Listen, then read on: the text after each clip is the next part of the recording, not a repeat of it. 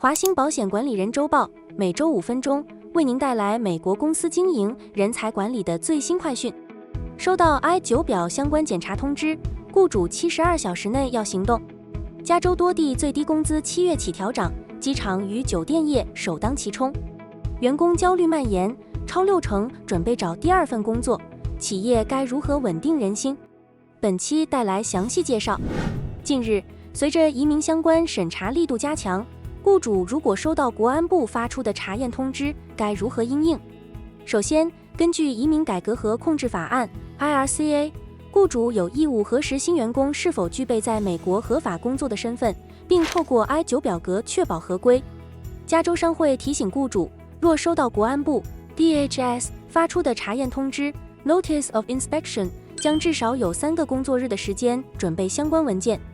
被查验的资料除 I-9表格外，雇主还可能被要求工资记录、在职和离职员工名单、营业执照等。此外，加州的雇主需在收到通知后的72小时内，以公司常用沟通语言告知所有员工此次检查的机构、检查性质、收到通知的具体时间，并附上查验通知副本。查验完成后，无论结果是否合规，雇主都将收到一份书面通知。如果发现 I-9表格中存在错误或者相关文件存疑，雇主应立刻采取行动。在收到检查结果后的72小时内，向可能存在身份或资格问题的员工发出书面通知，以降低罚款或违规的风险。为防患未然，雇主应提前建立内部 I-9文件的定期审查机制，加强人事部门对移民合规事项的了解与培训，确保企业雇佣过程的合规性。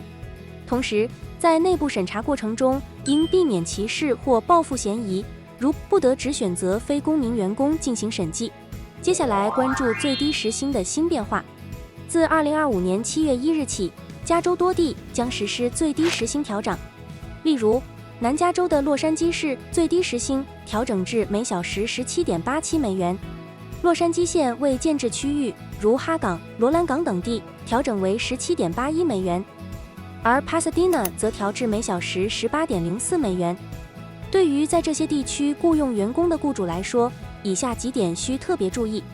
一、确认员工工作地点，及时检查员工的工作地点是否位于相应区域，并根据最新的最低时薪标准调整薪资。请注意，远程办公的员工也适用于当地的最低时薪规定。二、更新书面工资通知，确保向非豁免员工提供的书面工资通知已更新，并反映最新的工资标准。三、更新工作场所内张贴的最低时薪海报，以符合最新法规要求。除联邦与加州规定的海报外，根据您员工工作所在城市或地区不同，您可能需要到相应城市或县政府网站上另外下载最低时薪海报，并依法张贴。此外，雇主还需关注特定行业的不同标准。例如，洛杉矶市从2025年7月1日起，将大型酒店与机场员工的最低时薪调高至每小时22.5美元，并计划在未来4年逐步提升至每小时30美元。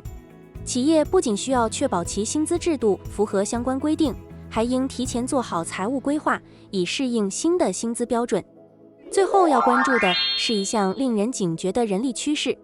根据美国人力资源协会 American Staffing Association 与哈里斯民调的最新数据，超过60%的美国员工正计划寻找第2份工作或发展副业以补充收入。